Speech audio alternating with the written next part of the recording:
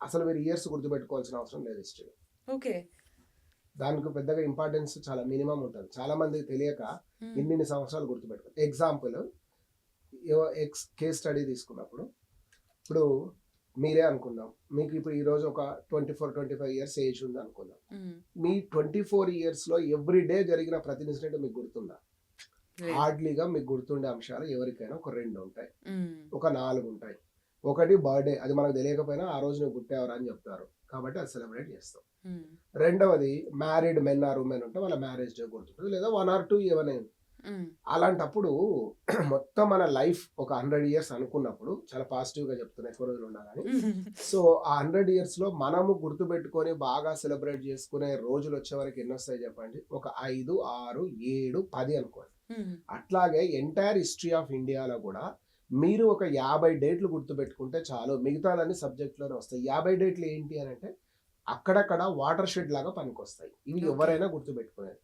Buddha birthday లేదా birth year అనుకుందాం, లేకపోతే ఈ యొక్క మాంటెస్కో చెమ్స్ఫర్డ్ రిఫార్మ్స్ ఎప్పుడు వచ్చాయని, లేదా మహాత్మా గాంధీ ఎప్పుడు వచ్చాడని, పానిపట్టు యుద్ధాలు ఏ సంవత్సరాల్లో జరిగాయని, ఇలాంటివి గుర్తుపెట్టుకుంటాం మనం క్యాజువల్గా. మిగతా అన్ని మన సబ్జెక్ట్ తోటే లింకప్ చేసుకోవాలి. ముఖ్యంగా ఒక మిత్ ఏంది స్టూడెంట్లో ఉన్నదంటే, హిస్టరీ అంటేనే చాలా వరకు ఫ్యాక్ట్స్ మగ్గప్ చేయాలి. ఫ్యాక్ట్స్ మగ్గప్ చేసే విధానం అనేది ఎగ్జామ్లో లేదు, ఇప్పుడు పోయింది. ఎనాలిసిస్ అడుగుతున్నాడు, ఒక సంఘటన తీసుకొని దాని కింద 4 అడుగుతున్నాడు, అది కావాలి. అది కాకుండా నేను ఇందాకనే చెప్పాను, మీరు మూస పద్ధతిలో అంటే మొనాటమస్ మెథడ్లో కనుక మీరు ప్రిపేర్ అవుతే మీరు తప్పకుండా ఫెయిల్ అవుతారు. ఆ విధానాన్ని విడనాడి స్టాండర్డ్ టెక్స్ట్ బుక్ చదవండిరా బాబు అని 100 సార్లు 1,00,000 సార్లు చెప్పిన దిక్కుమాలిన గైడ్లు రోడ్లో బజార్లో దొరికేటివన్నీ కొనుక్కొని చదివి జీవితం అంతా పాడు చేసుకుంటారు. ఒక క్లాస్ నోట్స్, ఒక స్టాండర్డ్ టెక్స్ట్ బుక్, ఒక 4 టెస్ట్లు ప్రాక్టీస్ కనుక చేస్తే నిజంగా మనం రిలయబుల్గా సక్సెస్ అయ్యే ఛాన్స్ ఉంటుంది.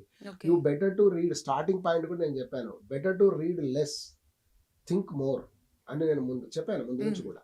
సో అది కావాలి. నీకు ఎంత నాలెడ్జ్ అక్యుములేట్ చేస్తే ఒక సబ్జెక్టును తీసుకుంటే ఆ సబ్జెక్ట్లో ఒక భాగమే తీసుకుంటే, ఎగ్జాంపుల్ ఎంటైర్ హిస్టరీలో ఇండస్ వ్యాలీ సివిలైజేషన్ తీసుకొని మెహంజోదారో అనే ఒక టౌన్ మీద రీసెర్చ్ చేస్తే లైఫ్ టైం సరిపోతుంది. సర్జార్ మార్షల్ అంటే ఆయన ఒక బుక్కే రాస్తాడు మెహంజోదారో, దాన్ని నీకేం అవసరం? నీకేం కావాలి? నీకు కావాల్సిన దాని గురించి థింక్ చేయి. నీకు కావాల్సింది ఇది, నువ్వు ఆడాలనుకుంటుంది క్రికెట్, కానీ బాల్ కాలుతో దంతా అంటే బ్యాట్తో కొట్టాలి, ఫుట్బాల్ అయితే కాలుతో దంతా. ఆ డిఫరెన్సెస్ తెలియకపోవడమే చాలా ఘోరం. రెండవది సోషల్ మీడియా కూడా నిజంగా పిల్లల్ని చాలా అంటే పిల్లల్నే కాదు సమాజాన్ని ఎట్లా పాడు చేసిందో విద్యార్థులను కూడా అట్లా పాడు చేసింది. ప్రతి ఒక్కరూ ఒక సలహా చెప్పడం, ఆ సలహాలో ఎంత హేతుబద్ధత ఉంది అన్నది కాకుండా కొంచెం రియాలిటీకి దగ్గరగా కనుక చూస్తే మంచిది. అదొకటి చూడాలి.